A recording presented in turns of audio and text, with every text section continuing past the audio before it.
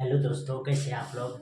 आज हम लोग जो है क्या चीज़ करेंगे, फिजिक्स में गॉस थ्योरम के बारे में हम लोग क्या चीज़ करेंगे, डिस्कस करेंगे। और इसमें आपको ये बताएंगे कि गॉस थ्योरम जो है हम लोग क्यों पढ़ते हैं और गॉस थ्योरम से हम लोग को जो है क्या क्या ज़्यादा बेनिफिट मिलता है, जिससे कोई भी चैप्टर को पढ़ने में बेहद क्या चीज़ होता है, आसान लगता है। तो हम लोग इसमें क्या चीज़ है, ये गॉस लॉ है, या इसी को हम लोग क्या चीज़ बोलते हैं, गॉस फ्लक्स थ्योरम बोलते हैं। ये जो होता है, ये क्या चीज़ होता है, सबसे ज़्यादा बिहार बोर्ड के लिए क्या चीज़ होता है, ये सबसे ज़्यादा क्या होता है, यूजफुल होता है। इसमें जो हम लोग पढ़ेंगे सबसे पहले, तो ध्यान से देखिए क्या चीज़ लिखा हुआ है। लिखल है कि हम गॉस परिमेय क्यों पढ़ते हैं। ठीक, तो इसका दो रीजन है पढ़ने का। पहला रीजन है कि आवेशित कण, और दूसरा रीजन है हम लोग के पास क्या चीज़ है, फैले हुए आवेश। तो क्या होता है, सबसे पहला जो हम लोग के पास लिखा हुआ है, तो सबसे पहला लिखा हुआ है क्या चीज़, कि आवेशित कण।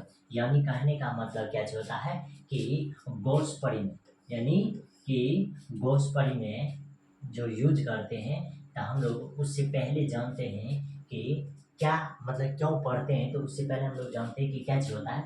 तो गॉस परिमेय जो होता है, ये आवेशित कण, यानी कि हम लोग इससे पहले जो हम लोग पढ़े इलेक्ट्रिक फील्ड फाइंड करते हैं। इलेक्ट्रिक फील्ड जब भी हम लोग फाइंड करते हैं, ये एफ बाई क्यू क्या चीज़ होता है, क्यू होता है। ठीक, ये एफ बाई क्या चीज़ होता है, क्यू होता है। तो ये यानी कि इलेक्ट्रिक फील्ड फाइंड करना जो है आवेशित कण के लिए क्या चीज़ होता है, आसान होता है। लेकिन फैले हुए आवेश के लिए जो है इलेक्ट्रिक फील्ड का फाइंड करना क्या हो जाता है, मुश्किल हो जाता है। यानी कहने का मतलब कि दोनों चीज में क्या चीज करते हैं हम लोग, इलेक्ट्रिक फील्ड फाइंड करते हैं, आवेशित कण से भी इलेक्ट्रिक फील्ड फाइंड करते हैं, और फैले हुए चार्ज का भी क्या चीज, फैले हुए चार्ज पे भी हम लोग क्या चीज फाइंड करते हैं, इलेक्ट्रिक फील्ड। लेकिन आवेशित कण से इलेक्ट्रिक फील्ड जो फाइंड करते हैं, तो ये जो है ये सिंपल, ये फॉर्मूला से फाइंड हो जाता है। लेकिन जब चार्ज जो है फैला हुआ रहता है, कहने का मतलब कि ये कोई एक पॉइंट चार्ज है, इस पॉइंट से, ये वो पॉइंट से अगर पी पॉइंट पे हम लोग जब इलेक्ट्रिक फील्ड फाइंड करेंगे, तो हम लोग के लिए कौन सा फार्मूला होता है, ये ई बराबर क्या होता है, एफ बटे क्यू होता है।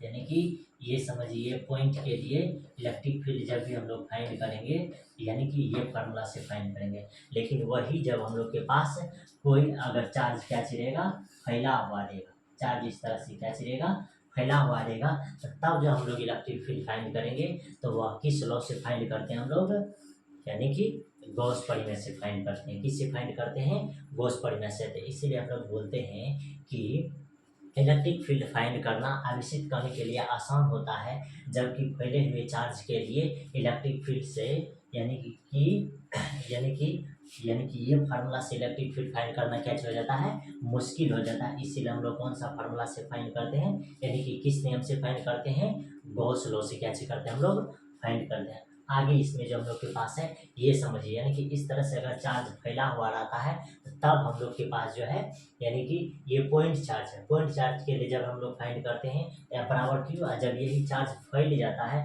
तब हम लोग जब इलेक्ट्रिक फील्ड फाइंड करते हैं, तो कौन सा लॉ लगाते हैं, गॉस लॉ लगाते हैं। ठीक, उसके बाद आगे आगे भी ये आपके पास क्या चीज है, चार्ज इस तरह से अगर फैल जाता है सीट पे, सरफेस से सीट पे, तब हम लोग जब इलेक्ट्रिक फील्ड फाइंड करते हैं, तो कौन सा परिमेय से फाइंड करते हैं, यानी कि गॉस परिमेय से फाइंड करते हैं। ठीक, उसके बाद आगे हम लोग के पास जो है, ये इस तरह से जब चार्ज फैला हुआ रहता है, तब जब इलेक्ट्रिक फील्ड फाइंड करते हैं, तो कौन सा थ्योरम लगाते हैं हम लोग, गॉस थ्योरम लगाते हैं। ठीक, उसके बाद आगे हम लोग के पास क्या चीज है, कि यानी कि समझिए कि ये चार्ज है।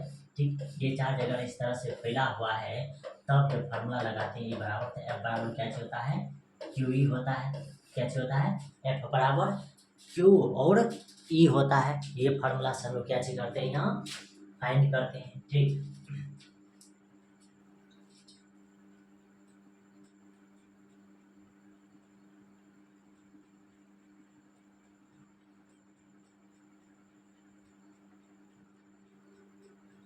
हम लोग क्या चीज करते हैं, फाइंड करते हैं।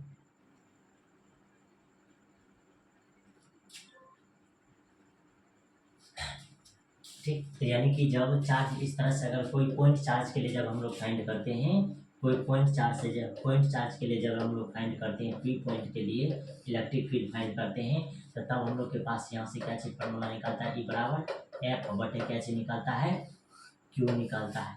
ठीक, एफ बटे क्या चीज निकलता है, क्यू, ये फार्मूला से।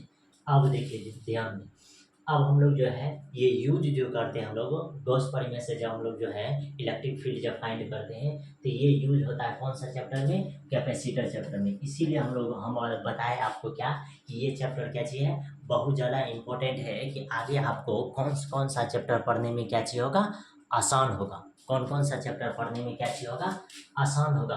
तो उसके लिए हम लोग क्या चीज़ करते हैं, ये चैप्टर पढ़ते हैं। ठीक, तो उसके बाद आगे जो हम लोग के पास है, आगे हम लोग जो है क्या चीज पढ़ते हैं, ध्यान से देखिए। ठीक,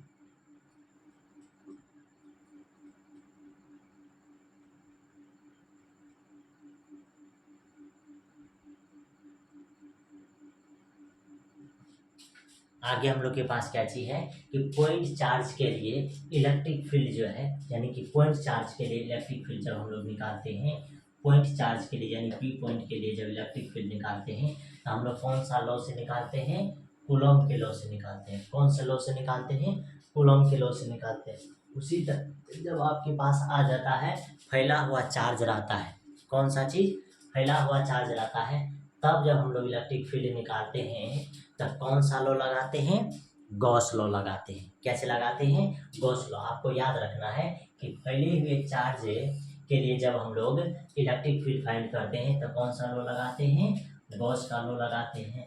उसी तरह से आगे क्या चीज है, पॉइंट चार्ज के लिए जब हम लोग पॉइंट चार्ज के लिए जब हम लोग निकालते हैं तो कौन सा लॉ लगाते हैं, कूलॉम का लॉ लगाते हैं। यानी कि पॉइंट चार्ज के लिए जब इलेक्ट्रिक फील्ड फाइंड करते हैं तो हम लोग कूलॉम का लॉ लगाते हैं। जब वही फैले हुए चार्ज के लिए इलेक्ट्रिक फील्ड निकालते हैं तो कौन सा लॉ लगाते हैं, गॉस का लॉ लगाते हैं। ठीक, आगे हम लोग के पास जो है क्या क्या चीज है,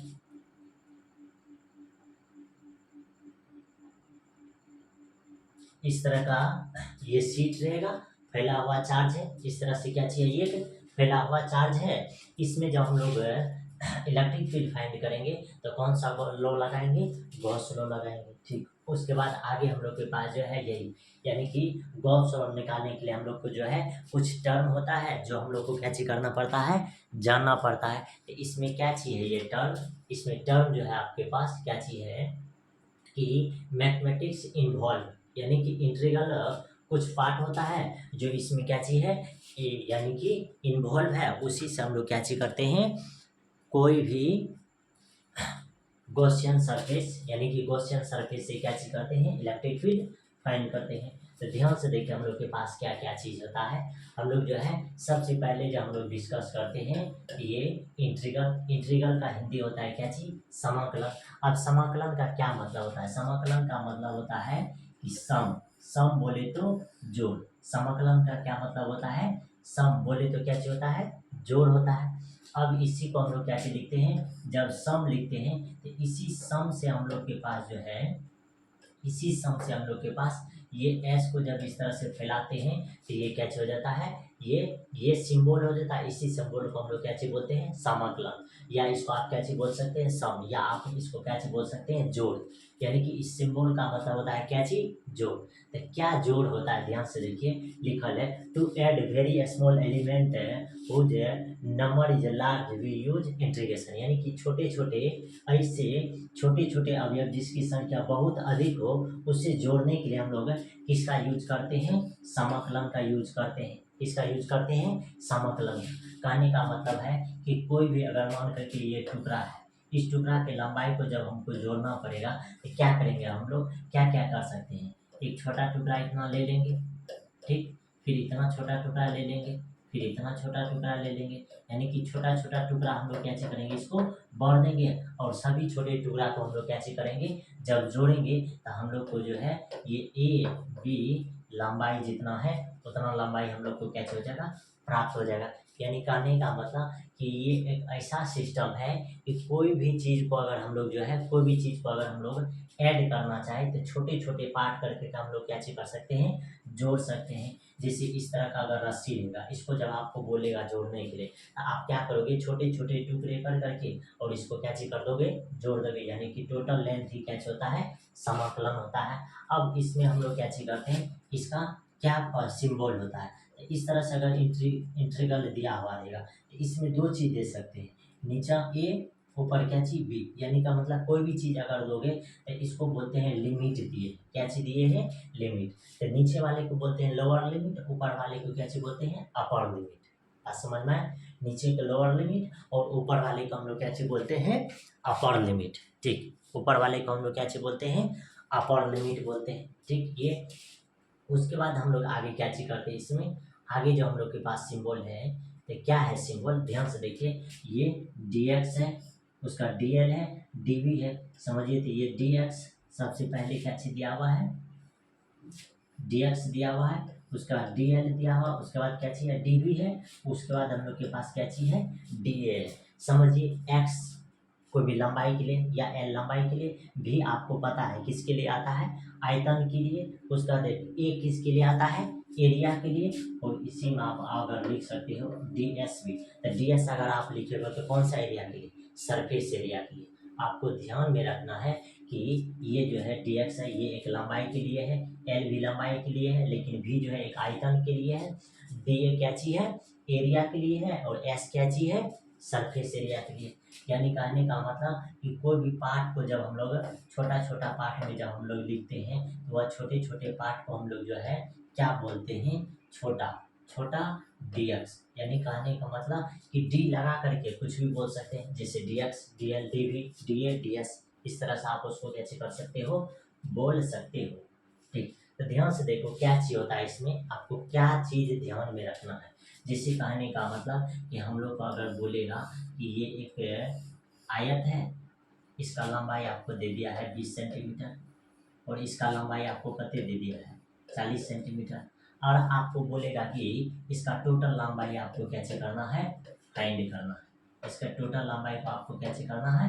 फाइंड करना है। तो आप क्या करोगे? ध्यान से देखो, आप क्या करोगे? एक लंबाई ये लोगे, एक लंबाई ये लोगे, उसका ये लंबाई और ये लंबाई को टोटल, यानी कि सभी लंबाई को कैसे कर दोगे? जोड़ दोगे। जैसे ही जोड़ोगे आपके पास जो है इसका टोटल लेंथ निकल जाएगा। टोटल लेंथ कितने निकल जाएगा?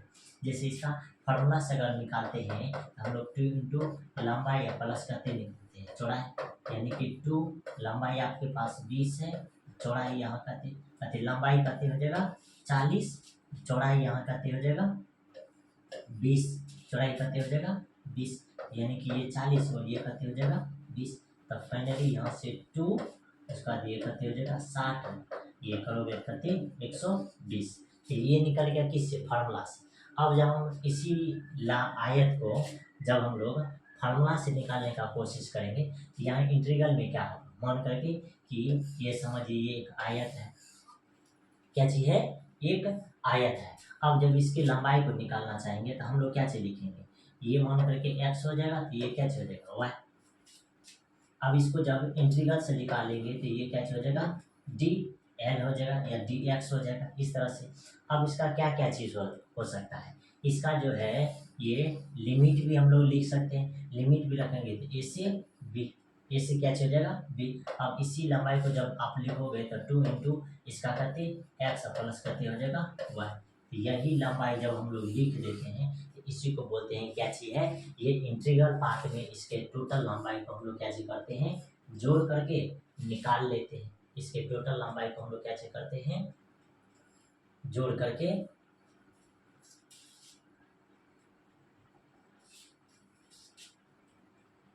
हम लोग कैसे करते हैं? निकाल लेते हैं। अब उसी तरह से आगे देखो, आगे अगर कोई भी चीज दे देगा, आगे जैसे मान करके आपके पास कैसे दे देगा? ये एक वर्ग दे देगा। अब वर्ग दे देगा तो आपको पता है कि वर्ग का सभी भुजा कैसे होता है? बराबर, ये भी ए और ये भी ए और ये भी ए और ये भी करते ए।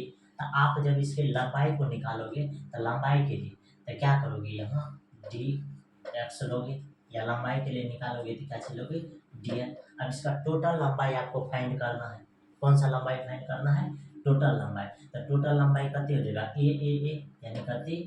थोड़ी। ये हो गया इस तरह से। यानी कहने का मतलब क्या है? ध्यान से देखिए यहाँ क्या क्या चीज है। यानी कि अगर डी एल आएगा या डी एक्स आएगा तो ये सब आपको क्या चीज निकालने के लिए है? लंबाई निकालने के लिए है। क्या चीज है? लंबाई। यानी कहने का मतलब क्या चीज हो जाएगा? Total length. ठीक, ये जब रहेगा dx या dl रहेगा तो आपको क्या चीज फाइंड करना है, टोटल लेंथ फाइंड करना है। अब उसी तरह से दूसरा पॉइंट क्या चीज है, अगर आपके पास dA या आपके पास क्या चीज रहेगा, ds रहेगा। ठीक, तो ये तो है एरिया फाइंड करने के लिए, ये है टोटल एरिया, क्या चीज है, टोटल एरिया फाइंड करने के लिए। ठीक, उसके बाद ध्यान से देखो, आगे जो है आपके पास है, आगे आपके पास क्या चीज है, तीसरा पॉइंट क्या चीज है, dV। ये dV क्या चीज है, ये है वॉल्यूम, क्या चीज फाइंड करने के लिए, वॉल्यूम। तो जब भी आपको अगर इस तरह से फॉर्मूला देखे, यानी कि dx दिखे तो लंबाई, फिर dl देखे तो क्या चीज, लंबाई, कौन सा लंबाई, टोटल लंबाई, dA दिखे तो एरिया फाइंड करना है, ds देखना है तो क्या चीज, टोटल एरिया फाइंड करना है, dV देखना है तो क्या चीज फाइंड करना है, वॉल्यूम फाइंड करना है। उसके बाद आगे देखिए, इसमें आगे हम लोग क्या चीज करेंगे, इसी में सबसे मेन चीज आपको क्या याद रखना है कि यानी कि ये एक सिंबल है जिसको हम लोग क्या चीज बोलते हैं, जोड़, क्या चीज, जोड़। अब इसी जोड़ में ध्यान से देखिए, ये अगर इसमें ये इस तरह से, इसी में अगर ये इस तरह से फॉर्म दे देगा तो ये है नॉर्मली जोड़, और ये जो है आपके पास इसको बोलते हैं हम लोग क्या चीज, क्लोज्ड, क्लोज, कौन सा, यानी इसको बोल सकते हैं आप क्या चीज, क्लोज एरिया, यानी कि क्लोज, यानी कि यहाँ क्लोज, क्लोज कोई भी शेप रहेगा उसका एडिशन करना है, यहाँ ओपन शेप रहेगा तो उसका एडिशन करना है। यानी कि ये खुला, क्या चीज है, खुला, खुले भाग का, ठीक, और ये कौन सा है, बंद भाग का।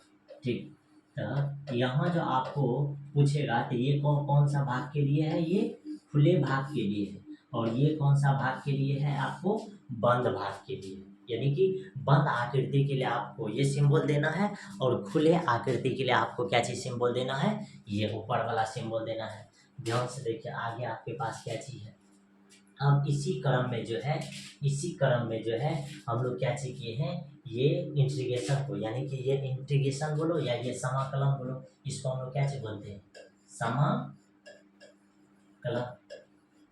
ठीक, या इसी को हम लोग क्या चीज बोलते हैं, इंटीग्रेशन। तो इसको कितने भागों में बांटा गया है, 3 भागों में बांटा गया है। कितने भागों में बांटा गया है, 3 भागों में बांटा गया है। ठीक, इंटीग्रल को कितने भागों में बांटा गया है, 3 भागों में।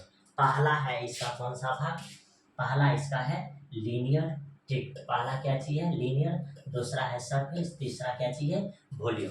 पहला होता है लीनियर इंटीग्रल्स, जिसको बोलते हैं हम लोग रेखीय समाकलन। दूसरा होता है हम लोग के पास क्या चीज, सरफेस इंटीग्रल, इसको हम लोग क्या चीज बोलते हैं, क्षेत्रीय समाकलन। उसका तीसरा हम लोग के पास क्या चीज होता है, वॉल्यूम इंटीग्रल्स, इसको हम लोग क्या चीज बोलते हैं, आयतन समाकलन। आपको पता है कि लीनियर के लिए हम लोग क्या चीज बोलते हैं, लीनियर के लिए जब भी यूज करते हैं तो हम लोग क्या चीज बोलते हैं, या तो dx, या तो हम लोग क्या चीज लिखते हैं, dl लिखते हैं।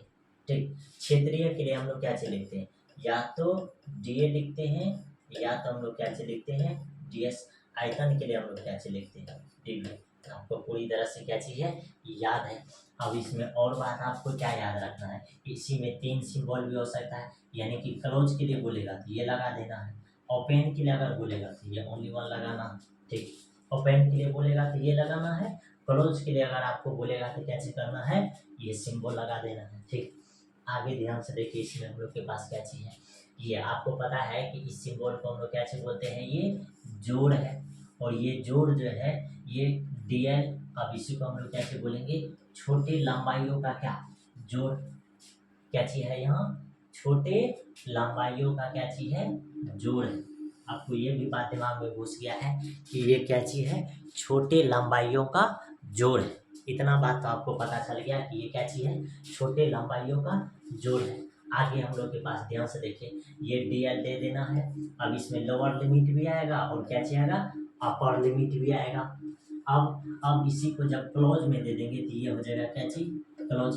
अब इसको बोलेंगे तो ये क्या चीज, खुले भाग के लिए, और ये क्या चीज है, पूरे बंद लूप की क्या चीज है, लंबाई। यानी कि इससे फाइंड होगा तो पूरे बंद लूप का लंबाई फाइंड होगा, इससे जो फाइंड होगा तो इससे खुले लूप की लंबाई, इससे क्या चीज हो जाएगा, खुले लूप की लंबाई फाइंड होगा। ठीक, इतना बात आपके दिमाग में घुसा। ठीक, ये यानी कि इस फार्मूला से खुले लूप की लंबाई फाइंड होगा और इस फार्मूला से आपको क्या चाहिए होगा, बंद लूप की लंबाई फाइंड होगा। ध्यान से देखिए आगे। अब देखिए यहाँ लिखल है कि dx, जैसे ही ये अगर सिंबल बनाएगा तो summation of all dx for close loop के लिए, यानी कि नीचे हम ध्यान से देखिए लिखल है कि total length of close loop, यानी कि बंद लूप का कुल लंबाई। जैसे ही ये अगर इस तरह का सिंबल अगर दे देगा तो हम लोग क्या चीज समझेंगे, वह बंद लूप का क्या चीज पूछ रहा है, लंबाई। अगर ये सिंबल नहीं देगा तो आपको क्या चीज समझना है कि खुले आकृति का क्या चीज, लंबाई। खुले आकृति का क्या चीज पूछ रहा है आपसे, लंबाई पूछ रहा है। ध्यान से देखिए आगे आपके पास क्या हो जाएगा। जैसे यहाँ इंटीग्रेशन को कितने भागों में बांटा गया है, यहाँ 3 भागों में बांटा गया है। कितने भागों में बांटा गया है, 3 भागों में बांटा गया है। ठीक, क्या है पहला भाग, ध्यान से देखिए इंटीग्रेशन को कितने भागों में बांटा गया है, 3 भागों में बांटा गया है। पहला आपके पास क्या चीज है, पहला जो है यहाँ आपके पास क्या चीज दिया हुआ है, ये लीनियर के लिए, दूसरा क्या चीज है सरफेस के लिए, और तीसरा आपके पास क्या चीज है, वॉल्यूम। ठीक, सबसे पहले ध्यान से देखिए इंटीग्रेशन को कितने भागों में बांटा गया है, 3 भागों में बांटा गया है। पहला भाग है लीनियर, दूसरा भाग है सरफेस, और तीसरा भाग क्या चीज है, वॉल्यूम। लीनियर के लिए आपके पास क्या सिंबल है, 2 सिंबल है। लीनियर के लिए कितने सिंबल है, 2 सिंबल है, जो यहाँ आपके पास क्या चीज है लिखा गया है, ये लीनियर के लिए सिंबल है। ठीक, ये क्या चीज है, लीनियर के लिए सिंबल है, और ये लीनियर के लिए सिंबल है, ये सरफेस के लिए सिंबल है, और ये क्या चीज है, वॉल्यूम के लिए सिंबल है। उसके बाद आगे जो इसी में सिंबल आता है, तो ये 2 सिंबल जो है, ये 2 सिंबल क्या चीज है, ध्यान से देखिए।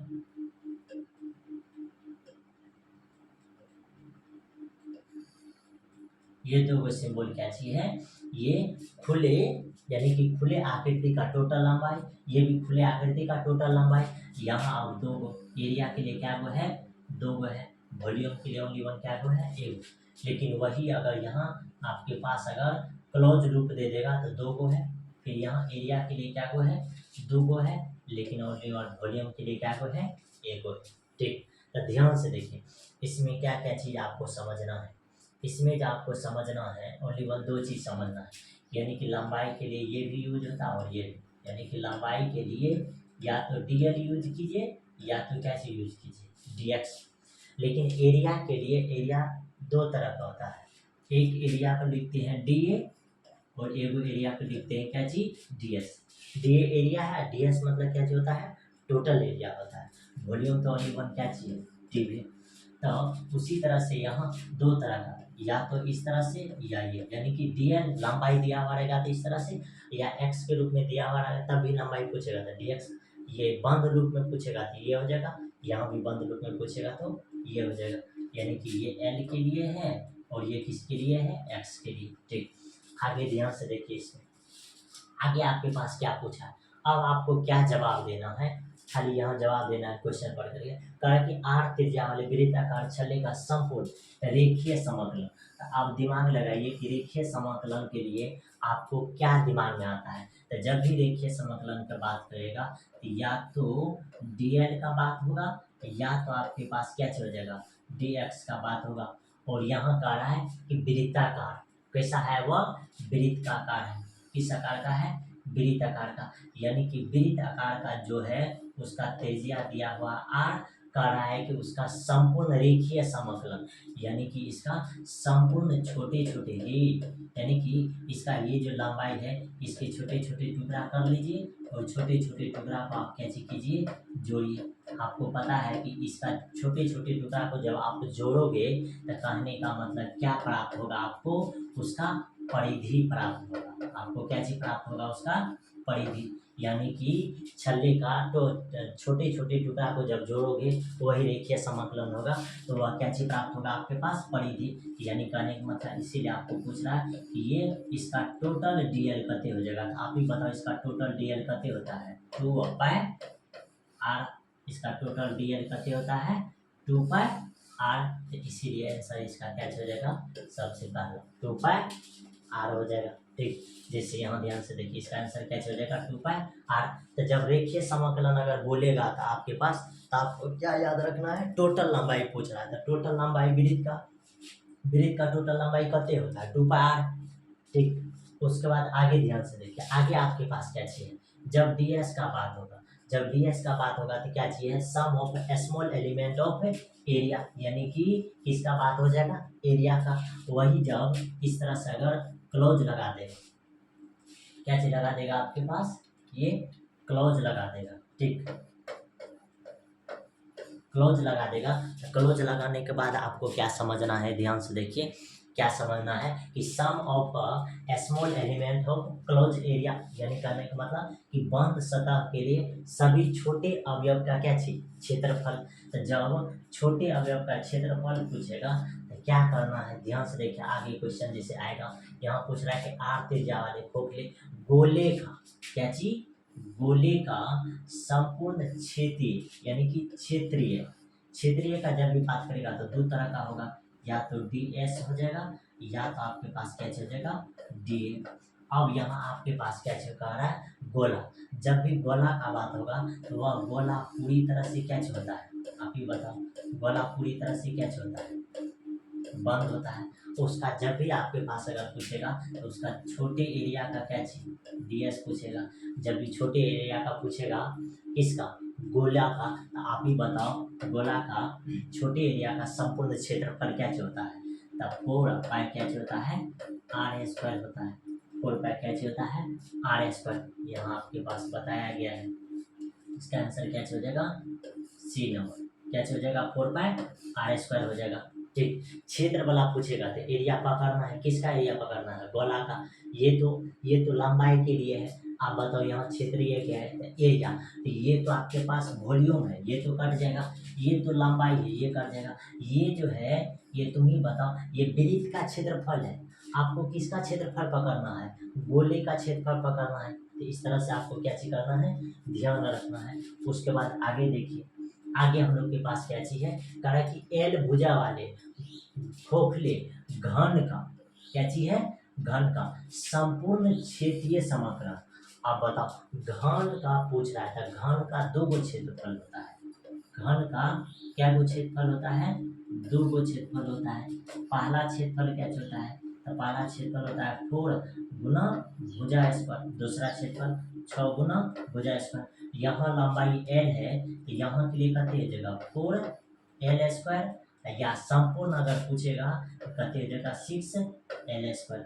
अब तुम ही बताओ भाई, इसमें क्या आंसर हो जाएगा, इसमें जो आंसर हो जाएगा आपके पास, संपूर्ण का जब भी बात करेगा, आपको पता है ना, तो संपूर्ण में जब भी आ जाएगा तो क्या चलेगा, टोटल, यानी कहने का मतलब कि 6 गुना भुजा स्क्वायर। इस तरह से आपको कैसे करना है, छोटी छोटी बात को ध्यान में रखना है। और आपको ओनली वन अगर देता कि घन का क्षेत्रीय समाकलन क्या हो जाएगा, ये संपूर्ण वर्ड अगर नहीं देता, तब आपके पास आंसर कौन सा हो जाता, सी नंबर। अगर संपूर्ण दे देगा तब आपके पास जो आंसर हो जाएगा, कितने हो जाएगा, डी नंबर हो जाएगा। कितने नंबर हो जाएगा आपके पास, डी नंबर। ठीक, उसके बाद आगे देखिए क्या है क्वेश्चन, इसी में जब आपके पास क्या चीज दे देगा, सिलेंडर दे देगा। अगर सिलेंडर का पूछेगा तो आपको पता है कि क्या होता है, 2πr/h। ठीक, आगे देखो भाई, आगे जब वॉल्यूम का बात करेगा, किसका बात करेगा, वॉल्यूम का बात करेगा, तब वॉल्यूम में आपको पता है कि dv हो जाएगा। अब जब भी आयतन का बात हो जाएगा तो क्या चीज हो जाएगा, क्लोज के लिए जब भी क्लोज हो जाएगा तो total volume of close object, यानी कि बंद वस्तु का कुल आयतन। जब आयतन का बात करेगा तो ध्यान से देखो क्या है क्वेश्चन में, करे कि आर त्रिज्या वाले ठोस गोले का संपूर्ण आयतन।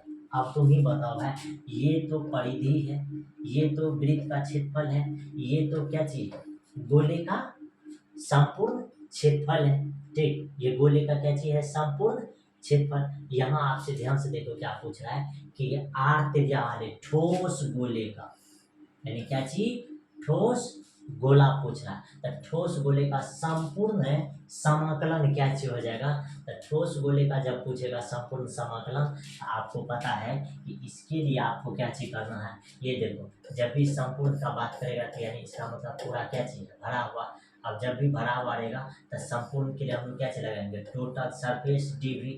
जब टोटल सरफेस डीवी लगाएंगे तो ये क्या हो जाएगा, 4/3 पाई आर क्यू हो जाएगा। तो फाइनली इसका आंसर क्या हो जाएगा आपके पास, डी नंबर आंसर हो जाएगा। कितने हो जाएगा ये, डी नंबर आंसर हो जाएगा। यानी कि ध्यान से ठोस गोले का पूछ रहा था, तो जब भी ठोस गोले का पूछेगा तो 4/3 पाई क्यू, यानी करने का मतलब उसका क्या चीज पूछ रहा है, आयतन पूछ रहा है। आगे ध्यान से देखिए, आगे हम लोग के पास क्या चीज है, कारण कि एल भुजा वाले ठोस घन का, अब यहाँ भी ध्यान रखना है, ठोस घन का संपूर्ण आयतन समाकलन, क्या चीज है, संपूर्ण आयतन समाकलन का जब बात करेगा तो क्या चीज हो जाएगा। अब आप ही बताओ, घन का आयतन क्या चीज होता है, घन का आयतन होता है भुजा का क्यूब। तब भुजा का क्या चीज आयतन पूछ रहा है, तो यहाँ के लिए हम लोग क्या चीज करेंगे, यहाँ के लिए जब भी आपको पूछेगा तो ये क्या चीज हो जाएगा, संपूर्ण, यानी कि ये क्लोज दे देना है। उसके बाद यहाँ क्या चीज आयतन का बात कर रहा है, क्या चीज हो जाएगा, डी। जब भी हो जाएगा तो इसका क्या चीज हो जाएगा, भुजा क्यू, यानी करने का मतलब एल क्यू हो जाएगा। ये आंसर हो जाएगा। ठीक, आगे हम लोग के पास क्या चीज है, प्लेन है। तो अगले हम लोग वीडियो में जो क्या चीज करेंगे, प्लेन के बारे में पढ़ेंगे। ये आपके पास जो है, ये एल भुजा वाले ठोस घन का संपूर्ण आयतन तक, यहाँ तक हम लोग क्वेश्चन दे लिखे हैं। आपको कैसे करना है, ये गॉस थ्योरम को ध्यान से कैसे करना है, देखना है वीडियो को, और आपको जरूर समझ में कैसे होगा आएगा। और इसी तरह से हम आपको कैसे करेंगे, अगले वीडियो में आपको बताने का कैसे करेंगे प्रयास करेंगे।